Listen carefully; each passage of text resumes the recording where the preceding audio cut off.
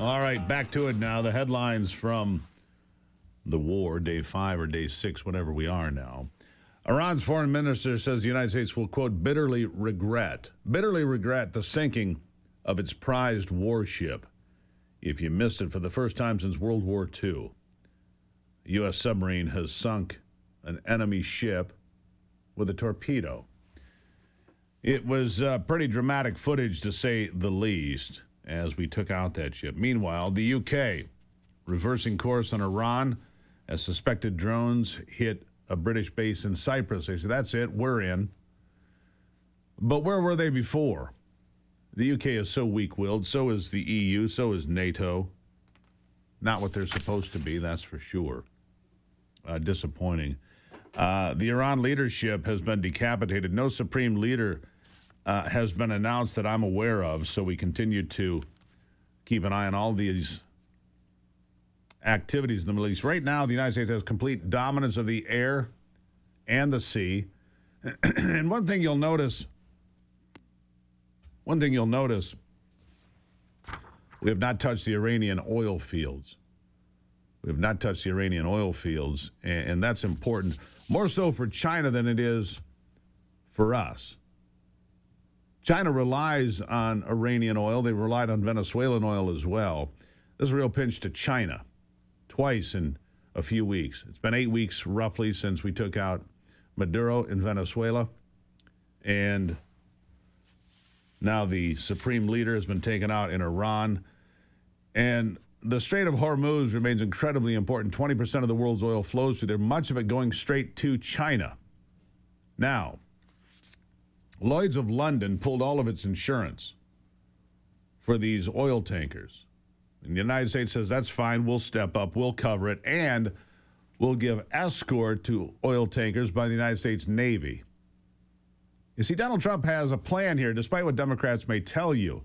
Donald Trump has a plan here to protect the oil so that the world economy keeps chugging along.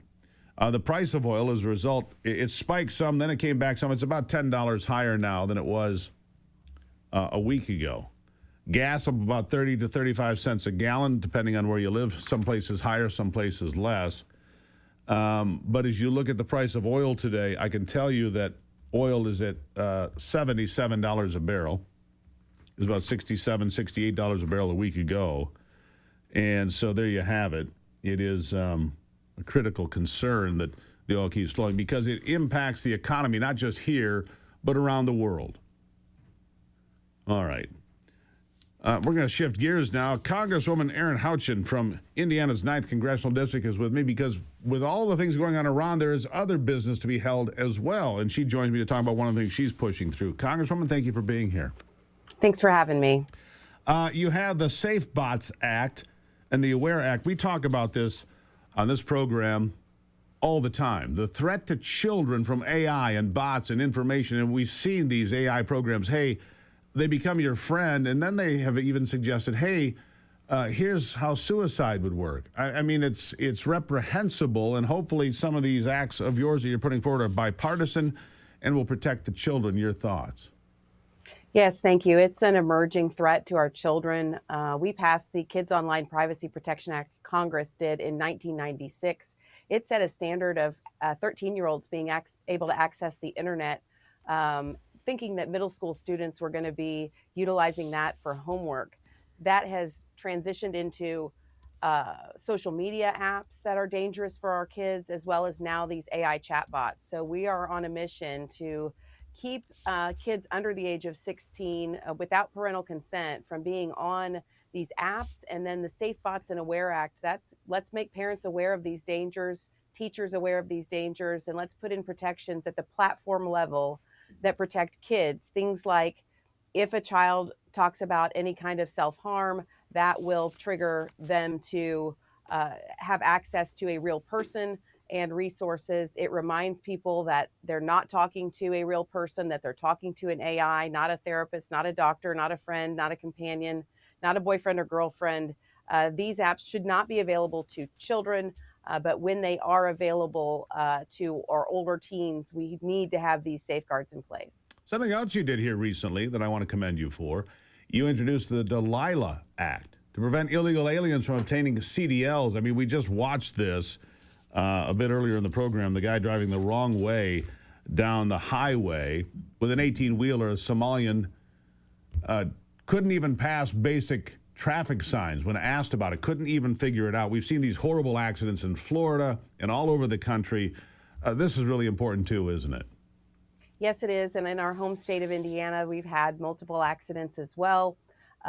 This has been an issue for many years. Even back when I was in the state legislature, we have had both Republicans and Democrats who have wanted to grant illegal aliens driver's licenses, but the standards for granting those licenses were much less than what my own daughter had to do when she was 16 to get a driver's license. It's very lax regulations, basically saying you are who you say you are with an affidavit, you are the age you are, and you know how to drive.